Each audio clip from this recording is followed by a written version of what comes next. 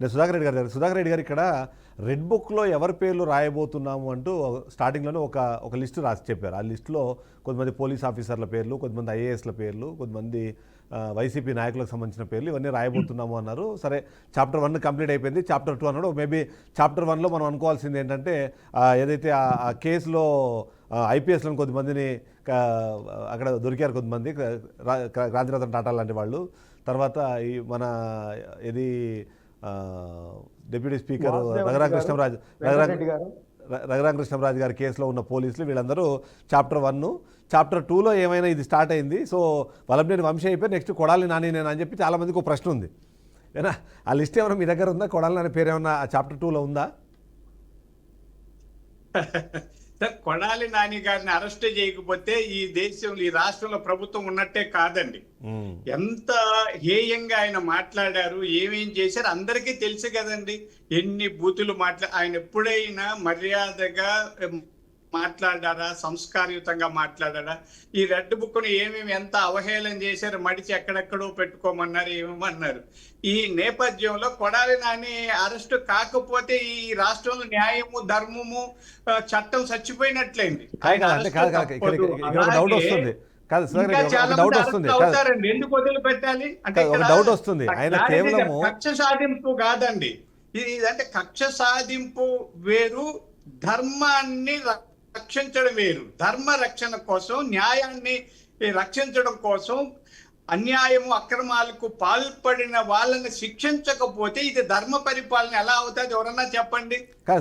అయితే ఇక్కడ ఒక చిన్న డౌట్ వస్తుంది అందరికీ. ఎందుకు చంపారు?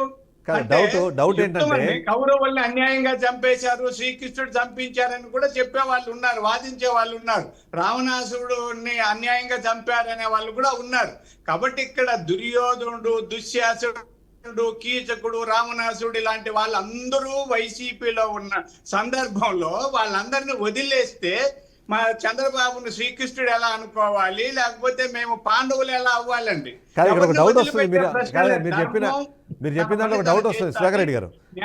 ధర్మం కోసం అన్యాయం చేసిన వాళ్ళ మీద చట్టబద్ధమైన చర్యలు తీసుకుంటున్నాం. కొడాలి నాని ఇంకా చాలా మంది తప్పించుకునే ప్రశ్నే లేదండి. మీరు ఇందాక అన్నట్టు చాప్టర్స్ అన్నారు.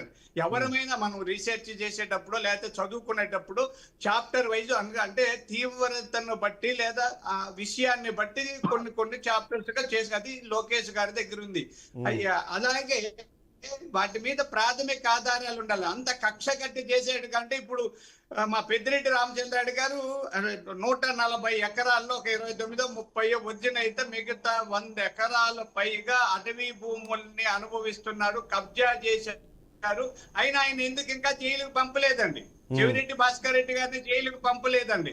అలా కక్షపూరితంగా చంద్రబాబు గారు వ్యవహరించేది కంటే మొట్టమొదట పెద్దిరెడ్డి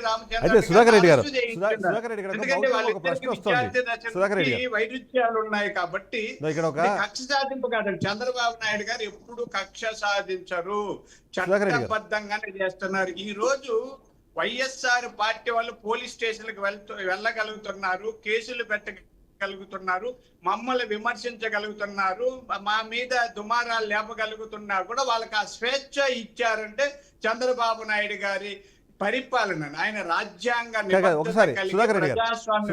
రక్షకుడుగా మమ్మల్ని విమర్శించగలుగుతున్నారు.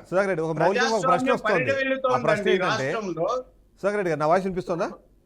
ఒక డౌట్ ఏమొస్తుందంటే మీరు అన్నట్టుగా ఎవరైతే అప్పుడు అంటే సరే ఓకే అగ్రెసివ్గా మాట్లాడారంటారా, లేకపోతే బూతులు మాట్లాడారు, ఇట్లా మాట్లాడిన వ్యక్తులను ఆ పేర్లు రాసుకొని నేరం చేసిన వాళ్ళకి శిక్ష పడాలి కానీ మిమ్మల్ని విమర్శించిన వాళ్ళకి శిక్ష ఇస్తున్నారా? ఆ శిక్షలు దొరకనప్పుడు ఇప్పుడు సత్యవర్ధన్కి సంబంధించిన కూడా ఒక వర్షం తీసుకొచ్చే ప్రయత్నం చేస్తుంది వైసీపీ కానివ్వండి, ఇంక్లూడింగ్ వల్లభనేని వంశీ కూడా.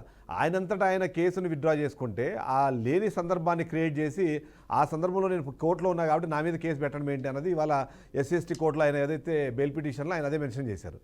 సో అప్పుడు మీ మీద అంటే ఒంటికాల మీద లేచిన వాళ్ళు లేకపోతే మీరు అగ్రెసివ్గానో బూతులు మాట్లాడిన వాళ్ళు అరెస్ట్ చేయడానికి మీరు కేసులు వెతుకుంటున్నారా అన్నది ఒక ప్రశ్న అయితే కొంతమందికి వస్తుంది.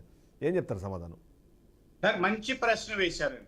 అంటే విమర్శించిన వాళ్ళని తప్పుడు కేసులు పెట్టే స్థితి లేదండి. ప్రజాస్వామ్యంలో విమర్శ లేకపోతే ప్రజాస్వామ్యం చచ్చిపోతుందండి. ప్రజాస్వామ్యంలో విమర్శకులు ఉండాలి, ఎంత పటిష్టమైన బలిష్టమైన తార్కికమైన విమర్శలు ఉంటే మా ప్రభుత్వం అంత బాగా పనిచేస్తుందండి. ఎవరైనా అదే అడుగుతాం.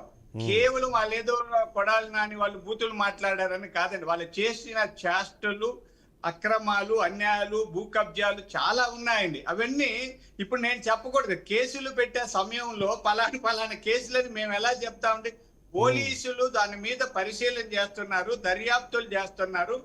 కేసులు ఏవేవో వెలికి తీసేటప్పుడు ఒక అధికార ప్రతినిధిగా నేను ఆయన మీద కేసులు పలానా ఉంది ఆరోపణలు చేయలేం కదా. మా ప్రభుత్వ విధానాన్ని చెప్పగలను కానీ ఎవరెవరి మీద కేసులు ఏ సెక్షన్లు పెడతారు నేను ఎలా చెప్తానన్నది పోలీసులు చేస్తారు. ఎవరి పని వాళ్ళు చేయాలి. పెద్దలు చెప్తుంటారు కుక్క పని కుక్క, గాడిద పని గాడిద చేయాలి. మేము మా ప్రభుత్వ విధానాలు, సాంప్రదాయాలు, పద్ధతులను గురించి చెప్పగలం కానీ ఈ నేరస్తులు ఒకరి వెనక ఎవరు వెళ్తారని చెప్పలేం. కానీ వెళ్తారన్నది మాత్రం సత్యం అండి. ఎవరెవరు వెళ్తారన్నది భవిష్యత్తులో తెలుస్తుంది. అది పోలీసులు, చట్టం తన పని తను చేసుకుపోతుంది. నాకున్న అనుభవంలో కొడాలి నానికి జైలు తప్పదండి.